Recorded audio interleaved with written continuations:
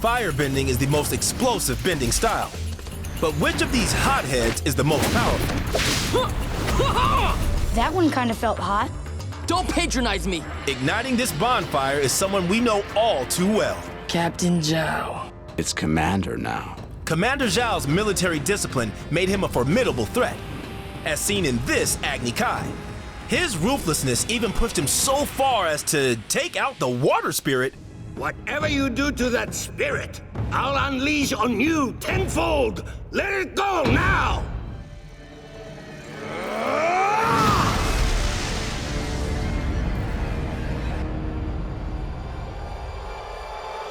Not many people can say they've single-handedly blacked out the moon with their firebending. Although, as the saying goes, if you play with fire, you're gonna get burned. And Zhao's assault on the spirit world would indeed burn him in the end.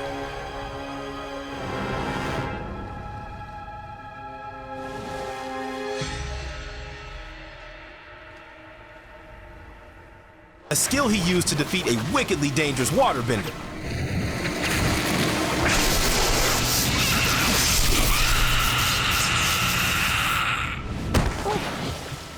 Not to mention, he saved the city from an enormous mecha suit. It's a good thing such a powerful firebender has sworn to protect and serve, though not everyone in power can be considered a good guy. How dare you address your Fire Lord this way? Fire Lord Sozin definitely belongs on this list. We're not including avatars since they've had generations to practice, but it's still worth noting that at times, Sozin was able to go head-to-head against Avatar Roku. Looks like I win again, Roku. And of course, Sozin's power left a dreadful stain on this planet's history. I knew the next Avatar would be born an air nomad, so I wiped out the air temples. The former Fire Lord used his power to wipe out the entire Airbender population. Firebenders? They were here? Granted, his bending was amplified by the Great Comet, but his ability to capitalize on such raw power places him as our 10th most powerful firebender. Next up, Combustion Man, aka Sparky Boom Man! No one knows his real name, but his ability to create explosions with his third eye is no less terrifying. Rumor has it, Combustion Man was a Fire Nation soldier injured in battle who was later healed using experimental techniques. This guy is too good! He shoots fire from his brain! Those experimental techniques are what gave him the ability to firebend using his mind. You may be asking yourself, who could be more powerful than this explosive hitman? How about an explosive hit woman? Okay, so she wasn't exactly a hired assassin, but close. Pli is the only other one we've witnessed who can combustion bend. Just look at the lengths they went to in locking her up. Not that it helped. Pli's power seemed better controlled than Combustion Man's, and thus, more powerful. Her attempt to rid the world of the Avatar could have come true, had it not been for Pli's own power backfiring.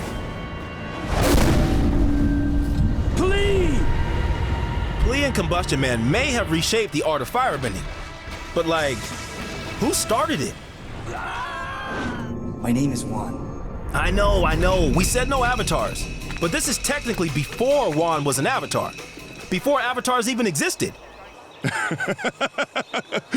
We're going to be out in the wilds for a week. You wouldn't last 2 seconds. I can handle myself. We all get fire, right? Amidst a life of extreme poverty, Juan was granted temporary firebending abilities by an ancient lion turtle, but his plan to rob the rich and give to the poor failed.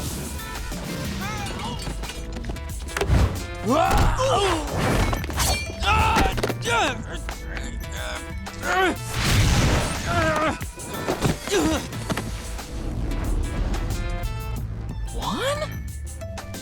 So Juan found himself expelled to the spirit wilds. There, he broke boundaries by connecting with spirits, who in turn taught Juan how to use firebending like the dragons. Juan was the first human who learned how to use firebending as an extension of their own body, not a tool. And that practice lived on with the help of the Sun Warriors. While we don't know much about the Sun Warriors, we know that their firebending is based on the original masters, Ran and Shaw. They've dedicated their lives to preserving the original art. It's like the sun, but inside of you. Do you guys realize this? Well, our civilization is called the Sun Warriors. So what could be better than mastering an ancient art? Combining that with modern combat skills. Yeah, that's a great dance you two learned there. It's not a dance. It's a firebending form. That's right. We're talking our boy, Zuko.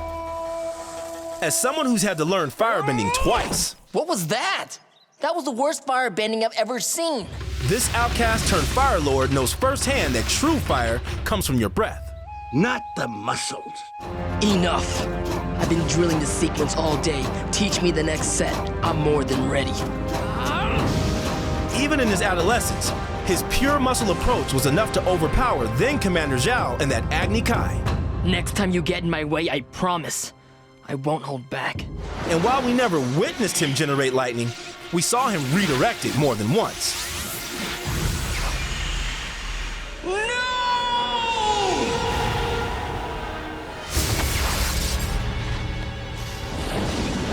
Zuko's totally among the best, but he wasn't exactly a natural. That honor belongs to his sister. She's a true prodigy. Azula was always a natural, having flourished in her childhood training. She was the apple of Fire Lord Ozai's eye. Her unique style of blue firebending complemented her ruthless aggression. She is the youngest firebender we've seen who could generate lightning. In fact, she almost ended the Avatar cycle when her bolt nailed Avatar Aang right in his spine.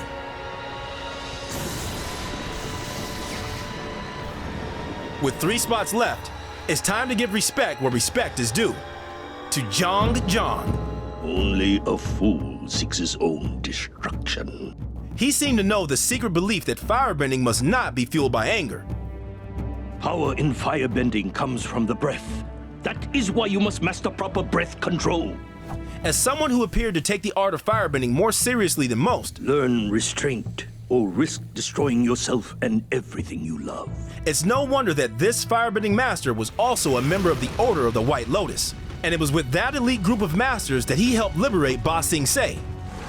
Can we also just point out how he's literally flying? Now, speaking of the Order of the White Lotus, it's time to announce our number 2 most powerful firebender, Iroh.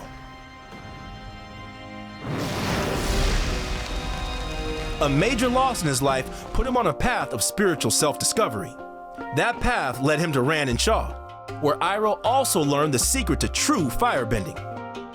Iroh was the last outsider to face the Masters. They deemed him worthy and passed the secret on to him as well. But his path also had him studying under masters from other nations. His time with the Water Tribe was especially important. A waterbender lets their defense become their offense, turning their opponent's energy against them. I learned a way to do this with lightning. Honestly, the only reason we're not putting him as the top tamale is Iroh's own self-doubt.